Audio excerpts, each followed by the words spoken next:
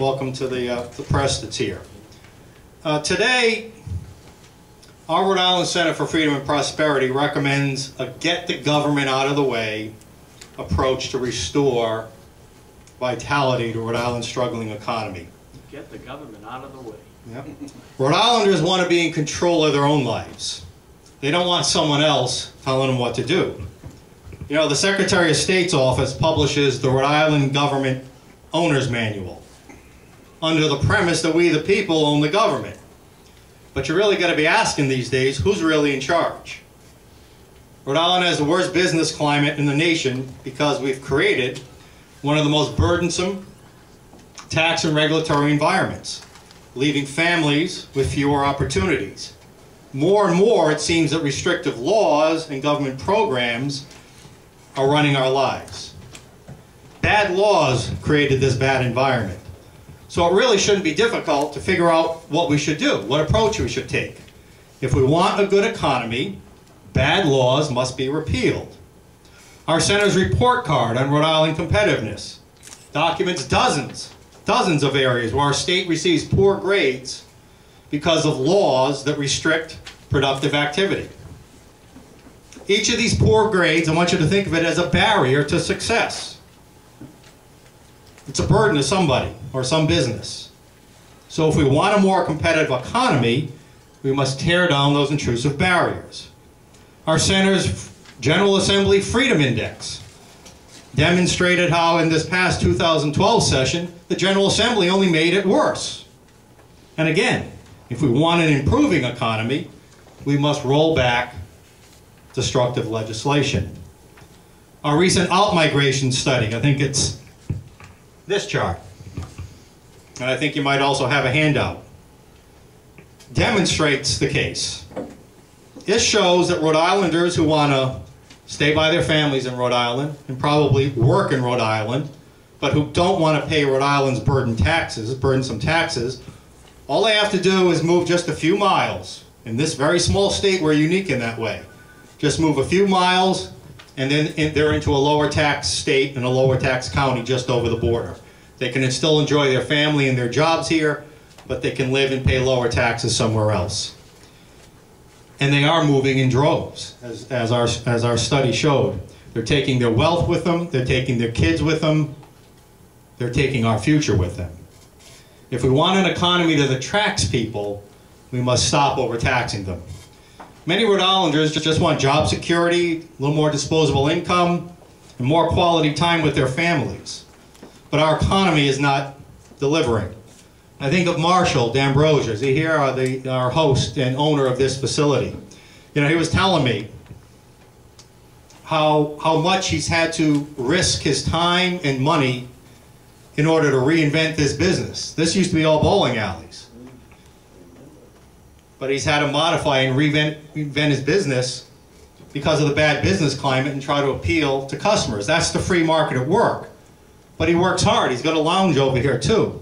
He's here at 8 or 9 in the morning. He's there till midnight or the wee hours of the morning. I wonder, he's got kids. I wonder how many ball games he's missed or other family activities. Probably quite a few. It's a bad business climate. Families have less disposable income. Businesses have less income for outings, families for vacations, or even for a little family outing to come bowling. Business is down, all because of our bad economy. It's time to get serious and face the real problem in this state: bad public policy. The bad news is that no one in the political class seems to want to address this problem. Think about just what transpired this year. Our governor and the Speaker of the House both said or implied in interviews that there's really not much we can do, that we just got to kind of sit around and wait for the national economy to get better. This is not an economic strategy. And unfortunately, they followed their own advice. They did nothing. Why was there no special session of the General Assembly this fall? Are jobs any less important than pensions, jobs for our citizens? And then on the other hand, recently, and in today's Journal headline, you got all these other highly publicized forums and special reports suggesting their solutions, from commerce czars to public-private partnerships to what the private sector to do, to how to reorganize this government agency, to more creative marketing to the state, to grappling with questions like who's in charge. Come on, let's get serious. These approaches are just window dressings to forestall action on the critical public policy issues we must face head-on as a state. These approaches seriously miss the mark. The political class and its supporters of the status quo just don't get it. But the good news is I think citizens get it. At some of those same public forums, including the one last night, I think at one it was 83%, I think at last night it was 72%, they gave everyone a dial in the audience, or a lot of the people, overwhelming amount saw government as an obstacle. High tax burdens, high regulatory burdens. They get it. The political class does not. The solution then must be to get government out of the way, to tear down those legislative barriers to success. And you know what they call this solution? The free enterprise system. Even in the national debate last week, President Obama called free enterprise the genius of America. This is not a political, there's no political differences here. Yet Rhode Island has severely departed from free enterprise principles.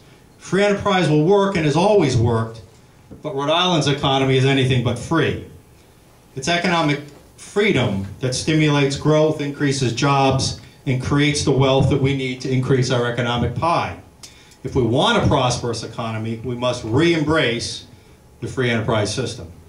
Prosperity means that barriers to success must be systematically torn down, and prosperity means that government must get out of the way and let the private market work. Revenue neutral approaches aren't going to be enough to stimulate the growth we need here. Taxes and spending are going to have to be cut.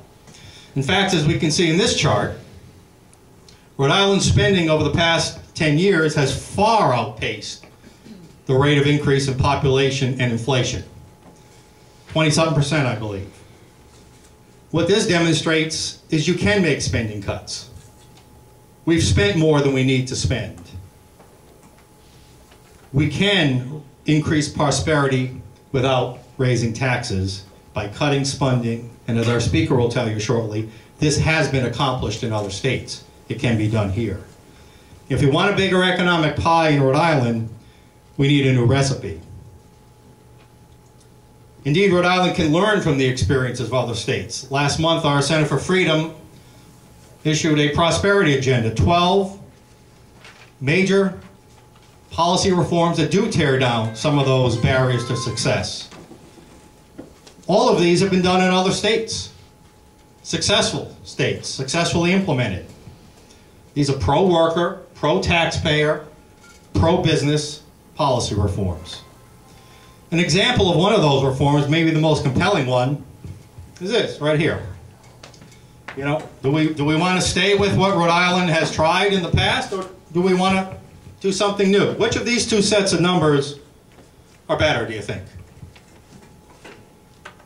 Well, first, you got 75, think about it, is it better to spend $75 million on 38 studios in search of 400 jobs, or might it be another alternative to spend $65 million working towards the phase out of the sales tax towards 0.0% that would create 5,000 jobs every year for 4 years. But the political class doesn't want to hear about this. This shakes up the status quo. They don't want to debate this. They don't want to think about this. These are well-researched ideas. But the political class wants to dance around the topics. Even in this case, when we have a prosperous, successful state right up the road with a 0.0 sales tax in New Hampshire. The numbers there are astounding. Even then, they don't want to hear it. Good policy does matter.